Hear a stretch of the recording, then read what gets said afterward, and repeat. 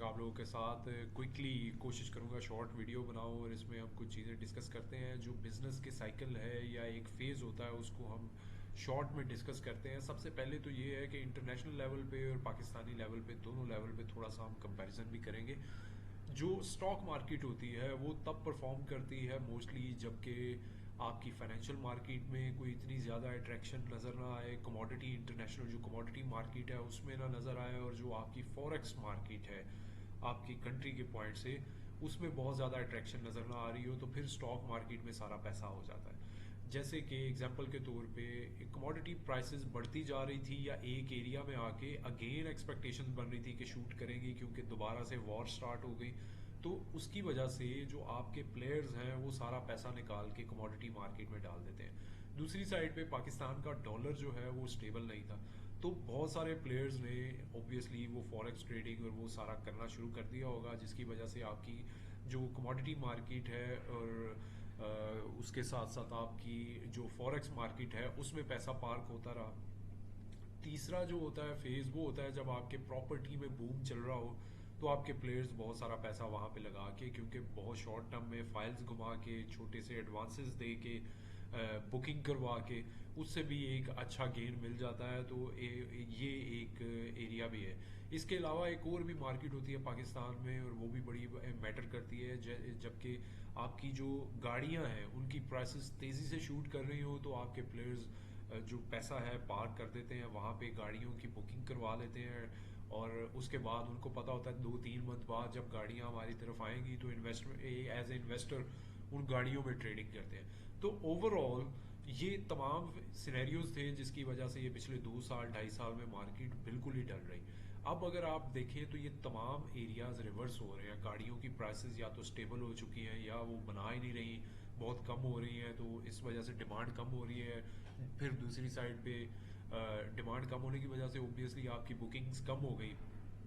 दूसरी साइड पे जो डॉलर का रेट है वो भी रेंज बाउंड अब हो गया है, 280 रुपये से 290 रुपये के दरमियान रेंज बाउंड रहेगा, ज़्यादा शूट नहीं करेगा। और अगर एक अच्छी डील आईएमएफ के साथ होती है तो ये 260-265 रुपये का एरिया भी दिखा सकता है। इसका मतलब है कि इसमें भी अट्रैक्शन या चार्म नहीं रहा, ज़्यादा डाउन साइड का जो प्रॉपर्टी का एरिया है वो आप पिछले 2-2.5 साल में देखें बड़ी तेज़ी से गिरावट आई है उसमें, तो ये इस वजह से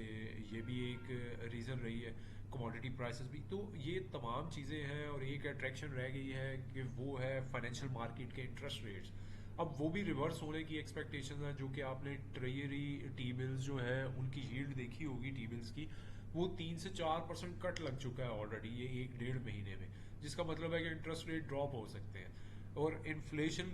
में भी जो ड्रॉप आया है, तो इन्फ्लेशन जब बढ़ रही होती है जिस टाइप की कमोडिटीज में, तो ये प्लेयर्स वो भी स्टॉक करते हैं,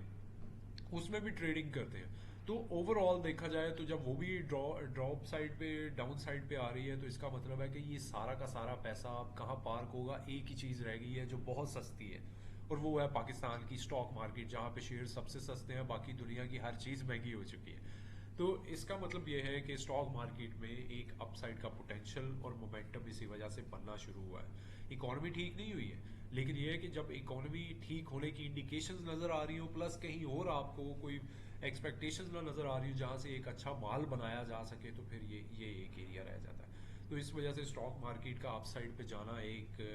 मोमेंटम बनना अच्छी चीज़ है।